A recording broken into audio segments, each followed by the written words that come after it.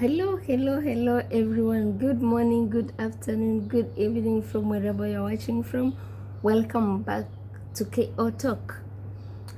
Always, I'm your host, the blackest lady in Africa, Kezia Onsorigo. Stay tuned till the end.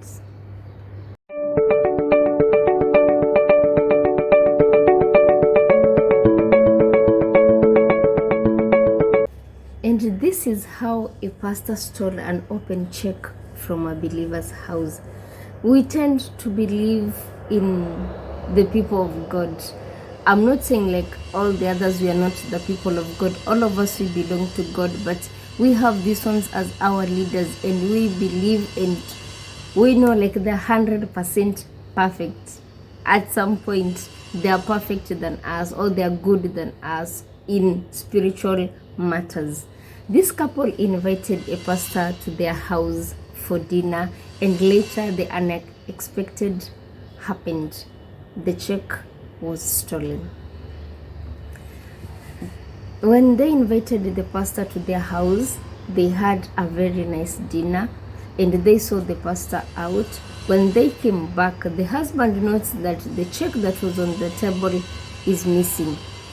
He directly told his wife the check is missing.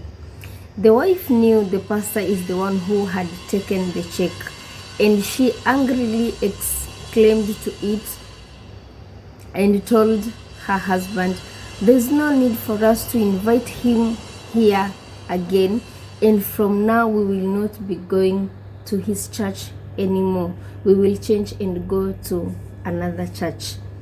So it went like that. They were so angry and they were so disappointed in the pastor that they had invited, and they were really disappointed because they had lost their check. After some 2 months, when just a coincidence, the wife met the pastor on her way, and the wife greeted the pastor. And for us women, we tend to talk too much. It's a reality. So when the woman greeted the pastor, she had that courage to face the pastor and tell the pastor what happened. The wife told the pastor, "Do you know why these days we don't come to your church? We don't pray in your church anymore. We don't fellowship with you anymore." The pastor said no. The woman continued, "The day we invited you for dinner, you stole our check. It was on the table when I was serving food, but when we saw you out, the check was not there. And you are the only person who visited us that day. You are the person who we had dinner together." And the pastor looked at the woman and smiled. You can imagine somebody stealing your check and the person is smiling.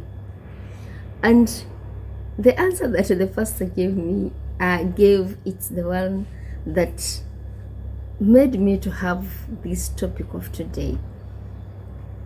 The pastor responded, "Yes, I took the check." And I can imagine the woman's face when the pastor was saying, "Yes, I took the check." But when he continued, everything changed.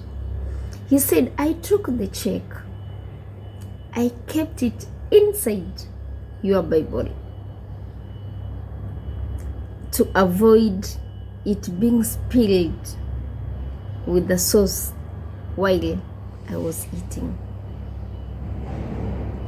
The expression the woman that had already given out changed immediately, and she was shocked and she didn't believe it. When she went to her house, she opened her Bible and she found the check inside. It was something she never expected. For her, she thought And for her and the husband, they thought like the pastor was the one who had stolen the check, and that's how they had kept it in their mind for 2 months. They know the pastor is the one who stole their money, but in the real sense, the money was with them. What are we to learn from this topic? What are we to learn from this topic? This is what I want this is what I learned from this story. Sometimes, it's several times in our lives, we tend to wrongly give someone a bad name just because of some assumptions that we have. We tend to make some conclusions that are not correct. We wrongly accuse them. We wrongly give them the words that they're not supposed to be given. And that's why there's a saying that says, don't trust your tongue when you're angry. Don't. It's better you be silent, because silence is better. It can be very meaningful than saying a harsh word to somebody. How many times have we judged people? How many times have we misinterpreted the actions of people that were meant well to us? The couple had already hated the pastor. He's the one who stole their money.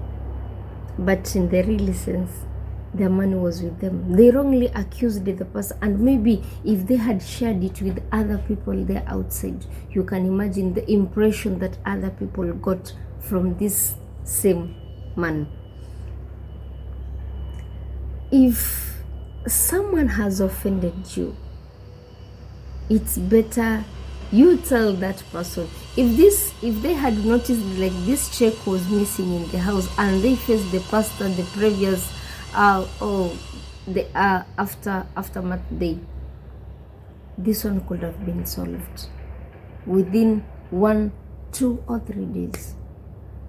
But it took them 2 months. You can imagine the pain that they had carried in their hearts for 2 months. The anger that they had in their hearts for 2 months. Sometimes there are some things that we are carrying in our hearts. We are burdening our hearts that are not supposed to be carried. That we have a misinterpretation of them. We have a misinterpretation of the person who we tend to believe did it. Some might have done their actions in good faith. The pastor removed the check from the table and kept it inside the Bible so that the check cannot be spilled with sauce. And you know, when a check, when you have a check, even if it's a receipt and it gets spilled with sauce, or we call it water, you cannot. We have some numbers that are going. We have this check that is going to be tampered with. He kept it safely for them, but they took it in the wrong way. We have some people who have good intentions to us, but we take them in a wrong way. So that's why I'm insisting, if somebody has offended you, tell him or her, iron it out. You know, one thing that you need to know, peace of mind, it's really good for our health. And in this channel is about encouraging one another and living a good health.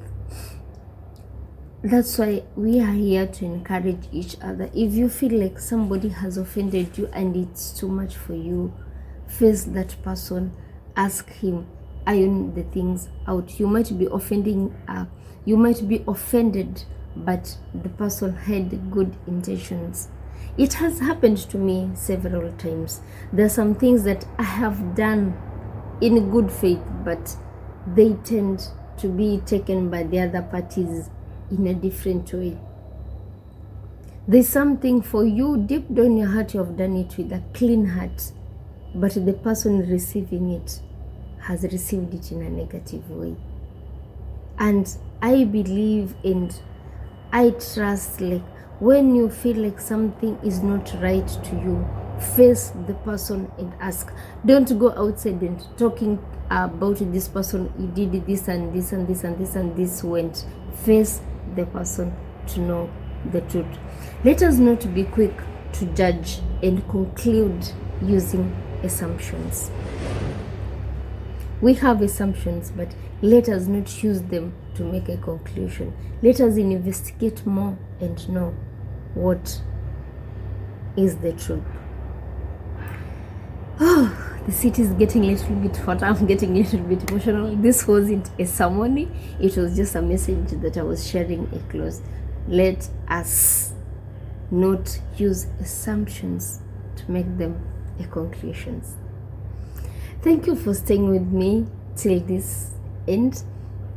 Today's parting shot I will give, it's the author is unknown, and it says, time doesn't change people, but it reveals the real faces of them. Time doesn't change people, it reveals the real faces of them. Thank you so much. If it's your first time watching this one, please subscribe, hit the bell so that you may be notified anytime a video is being uploaded here. And thank you so much for staying decent. Share these videos with your friends to encourage them in their lives, and also as it encourages you in your life, just give it a thumbs up. Until next time, thank you so much, and always remember to keep the peace. Thank you. Bye bye.